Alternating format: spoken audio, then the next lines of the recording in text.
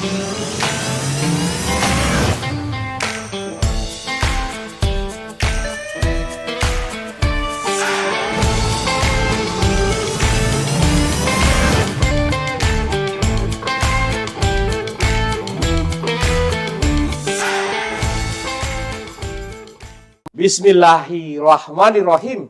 Assalamualaikum warahmatullahi wabarakatuh.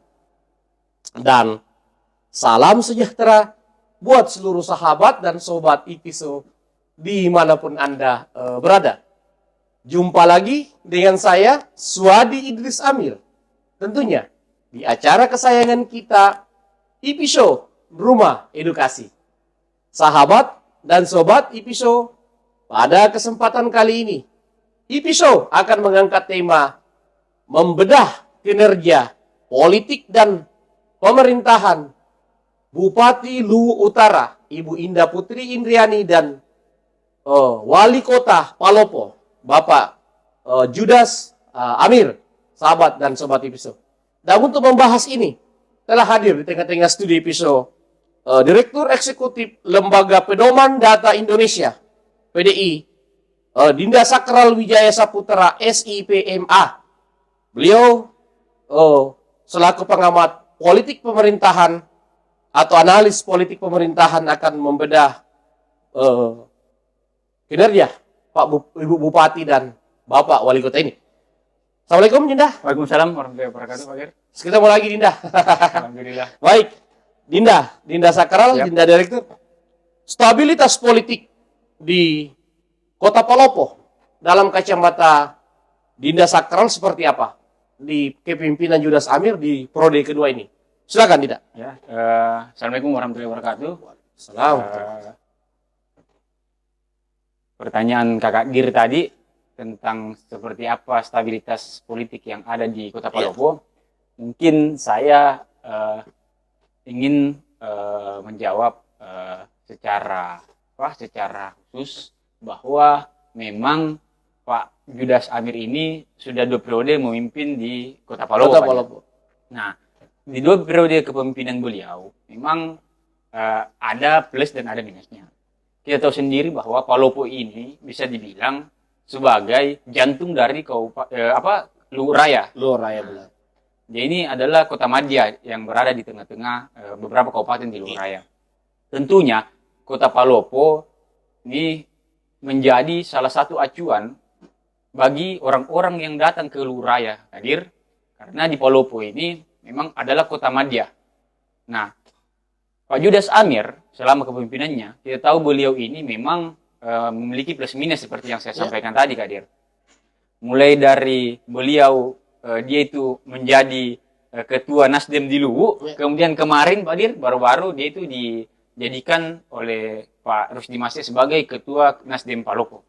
Berganti posisi. Berganti posisi. Nah, tentunya ini menjadi hal yang bisa dibilang mengganggu kesulitan di dalam tubuh Partai Nasdem itu sendiri sebagai partai pengusung dari beliau kemarin pada saat bertarung, partai pengusung utama. Kenapa saya katakan demikian, Pak Dir? Karena pada saat Pak Judas Amir ditarik ke Kota Palopo, tentunya ada yang akan dikorbankan. Tentunya yaitu Ketua Nasdem Palopo yang kemarin. Nah, saya dengar bahwa Ketua Nasdem Palopo yang kemarin itu dia sementara mencari partai politik untuk tempat berlabuh berikutnya. Ini tentunya beliau akan membawa beberapa loyalisnya untuk juga ikut bersama beliau ke partai tujuan dari Ketua Nasdem yang kemarin. Ketua Nasdem kemarin ini, Pak Dir, dia pasti akan membawa loyalisnya.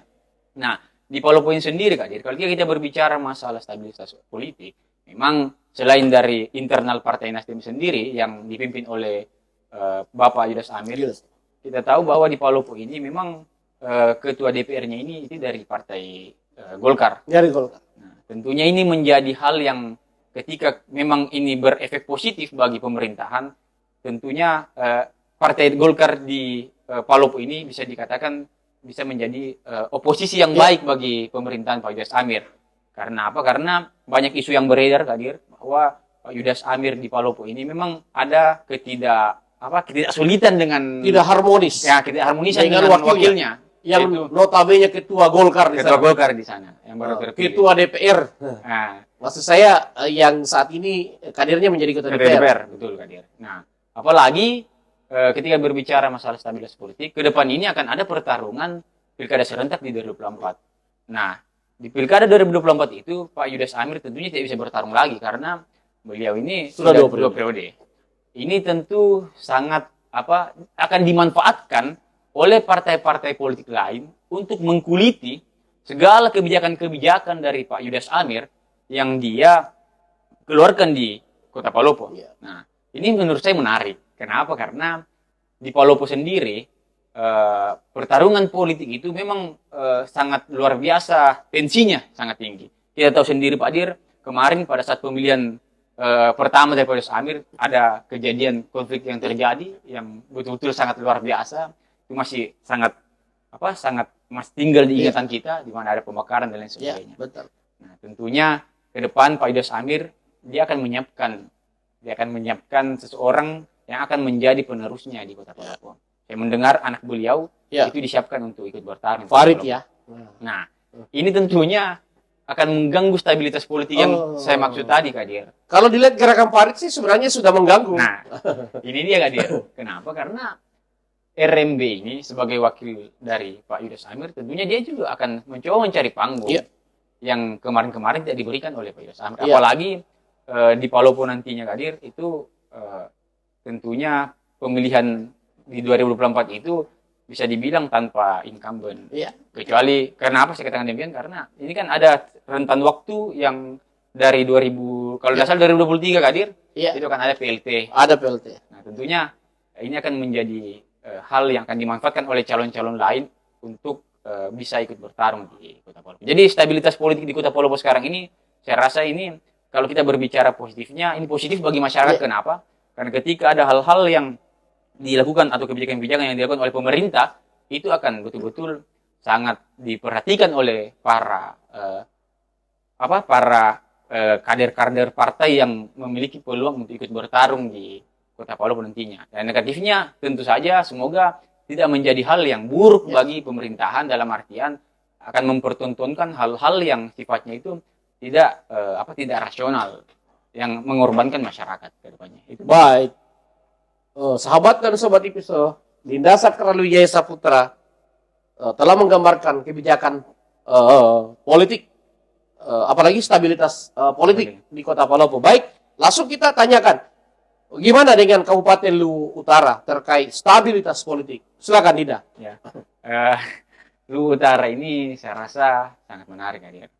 Kenapa? Karena di Luwu Utara itu sendiri pasca pemilihan di tahun kemarin 2022 itu kembali mendudukkan incumbent 2020 kemarin itu kembali mendudukkan petahana untuk memimpin Luwu Utara kembali. Dan pada saat kemarin itu memang hampir sebagian besar partai politik itu mendukung petahana yang kembali duduk di Luwu Utara, yaitu Ibu Indah Putri Indrani.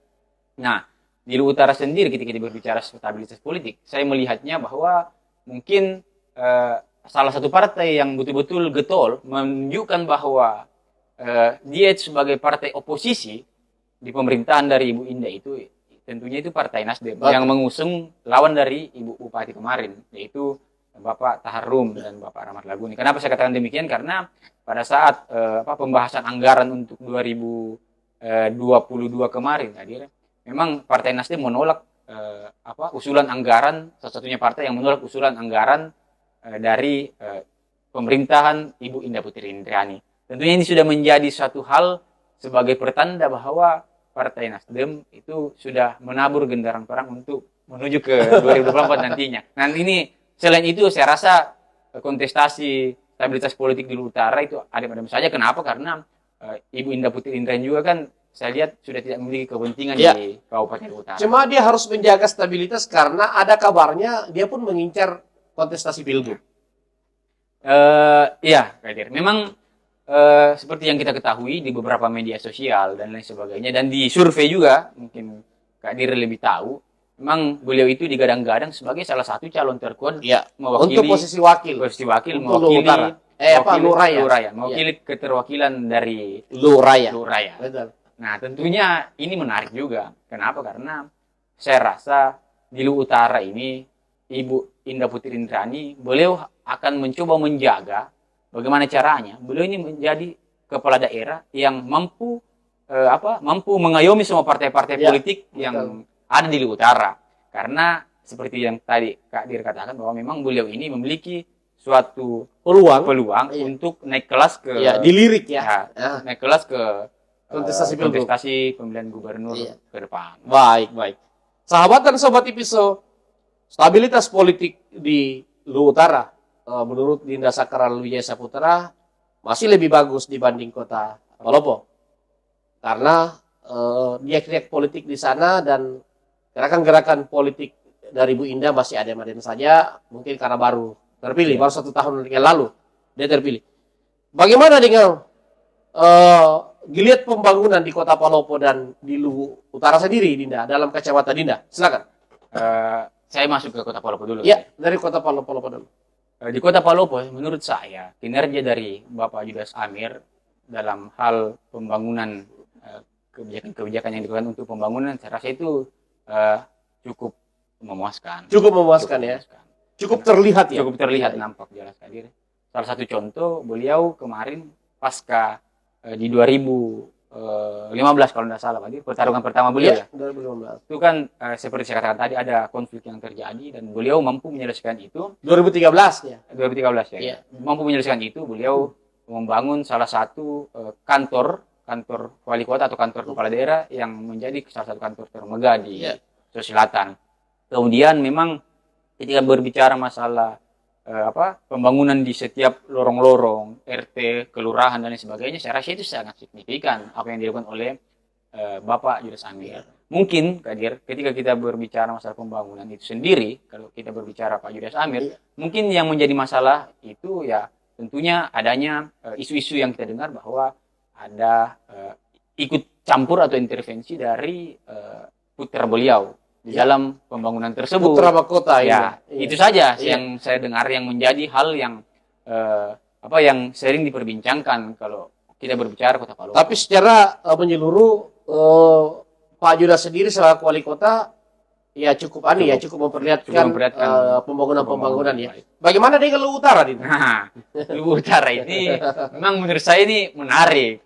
Kenapa? Karena Luwu Utara sendiri, Luwu Utara ini sementara mencoba bangkit dari Pasca bencana yang terjadi kemarin. Ya.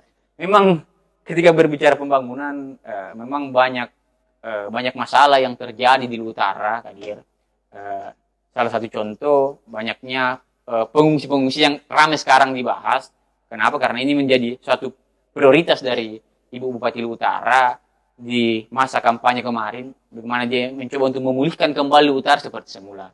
Nah, memang ini belum betul-betul terlihat sampai sekarang, apakah memang karena beliau baru menjabat kembali, Kadir, entahlah atau kenapa. Cuman memang selain itu memang ada beberapa proyek-proyek yang memang belum selesai dan menjadi sorotan dari beberapa aktivis-aktivis dan LSM-LSM yang ada di utara. Baik itu dari, saya dengar ada pembangunan GOR katanya yang ramai diperbincangkan yang belum selesai.